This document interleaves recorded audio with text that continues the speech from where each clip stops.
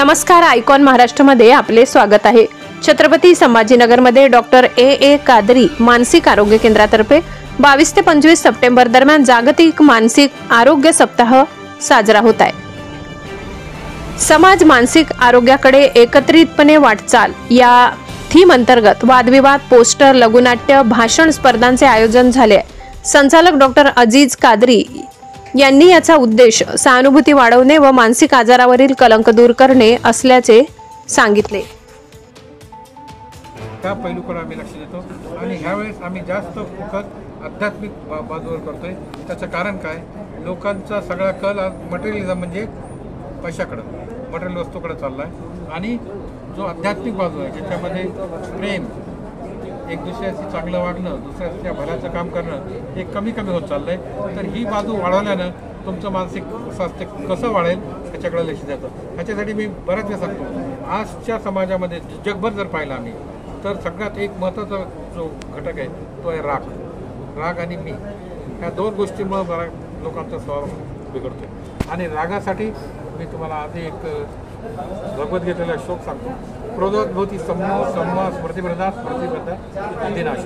आता हा किती लोकांना समजला, किती लोक ह्याच्यापर्यंत वाटतात हा वेगळा विषय, पण क्रोधामुळे तुमच्या बुद्धीचा नाश होतो आणि मग मनुष्य त्यामध्ये काही करतो। हे कुठल्याही धर्मानं प्रमोट केलेलं नाही। म्हणजे तुम्ही शांतता पाळणं, संयम बाळगणं हे सगळी काही शिकवण आहे। पुराणातली मी एक वर सांगतो तुम्हाला, वर काळजी मिळाल गाईज व लाफिना आणि नाच वल्ला। जे लोक रागावर नियंत्रण करतात, लोकांना क्षमा करतात आणि अल्लाह त्यांच्याशी प्रेम करतो, ते दुसऱ्याशी चांगलं वागतात। तर इथं कुठल्या धर्माचा संबंध नाही, माणसाशी संबंध आहे। तर माणसानं माणसाशी प्रेमानं वागलं पाहिजे, चांगलं वागलं पाहिजे, हे बेसिक तत्व आहे आणि ह्या प्रेमाच्या वागण्यानंच तुमचं मानसिक स्वास्थ्य चांगलं राहू शकतं। तुम्ही प्रेमाची गोष्ट कोणाशी करा, तुम्हाला शांत वाटतं, मग रागाची गोष्ट कोणाशी करा, तुमचं स्वास्थ्य बिघडतं। ही साधी रोजच्या व्यवहारातली गोष्ट आहे। तुम्ही ऑफिसमध्ये दुसऱ्याला रागावून बोला किंवा मग थोडा शांतपणे बोला, तुमच्या स्वास्थ्यामध्ये तुम्हाला ताबडतोब फरक जाणवेल, बरोबर आहे की नाही? सर मुलं मोबाईलचे फार ॲडिक्ट होऊ लागले, आता ह्याला जबाबदार कोण आहे? सर मोबाईलवर तर मी दिवसभर बोलू शकतो। नाही सर, तुम्ही प्रत्येक वर्षी तज्ञ लोकांना बोलावता, मार्गदर्शन करता, या वर्षी कोणाला बोलवलं आहे? नाही, तज्ञ म्हणजे आम्ही तिथं बोलतोय, हे जे कार्यक्रम होतात त्याच्यामध्ये वेगवेगळे प्रोग्राम होतात आणि ह्याच्यामध्ये ते तज्ञ आहेत वेगवेगळ्या विषयाचे।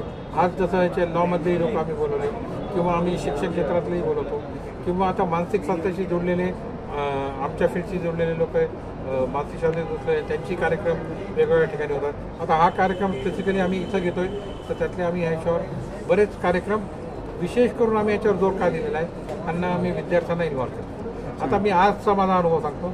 आज जी स्पर्धा होती त्याच्यामध्ये कॉलेज आणि विद्यापीठचे मुलं होते आणि माझं पहिल्यांदा असं मत झालं की यांना जर विषय चांगले दिले तर ते वाचवून अभ्यास करून येतात आणि त्याच्यावर बोलतात।